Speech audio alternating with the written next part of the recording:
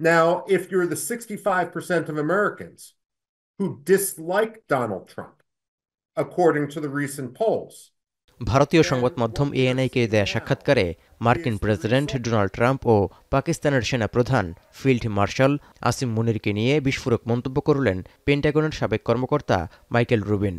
এ সময় তিনি বলেন, পাকিস্তানের তোষামোদীতে একের পর এক ভুল করছেন মার্কিন প্রেসিডেন্ট ডোনাল্ড ট্রাম্প, যার কারণে দিন দিন যুক্তরাষ্ট্র ভারত সম্পর্ক খারাপ হচ্ছে, বিপরীতে সম্পর্ক ঘনিষ্ঠ হচ্ছে ভারত রাশিয়ার। Many people question what motivates Donald Trump. Perhaps it was the flattery of the Pakistanis.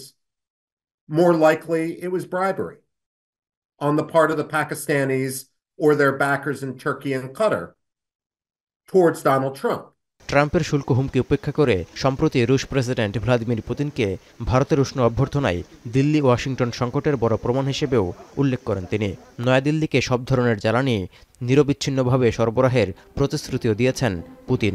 President Donald ট্রাম্পের চরম অযোগ্যতার কারণেই ভারত রাশিয়া এভাবে ঘনিষ্ঠ হচ্ছে বলেও মন্তব্য করেন Michael Rubin.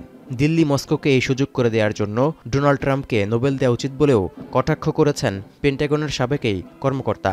I would actually argue that Donald Trump deserves a Nobel Prize for bringing India and Russia together. ভারতের প্রতি দুর্ব্যবহারের জন্য যুক্তরাষ্ট্রের ক্ষমা চাওয়া উচিত বলেও মন্তব্য করেছেন জর্জ ডব্লিউ বুশের আমলে পেন্টাগনের গুরুত্বপূর্ণ ভূমিকা পালনকারী রুবিন। শুধু তাই নয়, পাক সেনাপ্রধান ভবিষ্যতে যুক্তরাষ্ট্রের সফরে গেলে তাকে সম্মান না জানিয়ে গ্রেপ্তার করে কারাগারে পাঠানো উচিত বলেও মন্তব্য করেছেন তিনি। It should be designated a state sponsor of terrorism, period. And if Asim Munir comes to the United States, he should be arrested as opposed to honored. উপদেশ ও নিষেধাজ্ঞা দেওয়ার বদলে ভারতের জন্য যুক্তরাষ্ট্রের সস্তায় জ্বালানি সরবরাহ করা উচিত বলে মনে করেন মাইকেল রুবিন। যদি এটি করা সম্ভব না হয়, তবে ওয়াশিংটনের চুপ থাকা উচিত বলেও মনে করেন তিনি, কারণ ভারতের আগে নিজেদের নিরাপত্তা ও সুবিধা দেখতেই হবে। এক্ষেত্রে ভারতীয় জনগণের বৃহত্তর স্বার্থের প্রতিনিধিত্ব করার জন্য প্রধানমন্ত্রী নরেন্দ্র মোদীর প্রশংসাও করেছেন পেন্টাগনের সাবেক এই কর্মকর্তা। India is the most populous country.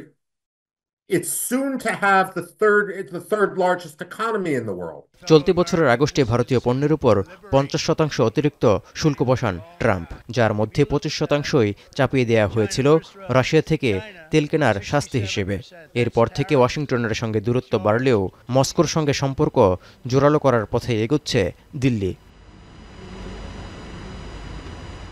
Touhidur Rahman, এখন বিশ্ব। 4 গুণ শক্তিশালী এনজাইম ও অধিক ফেনা সমৃদ্ধ অরিক সিলভার ওয়াশ মাত্র 70 টাকায়।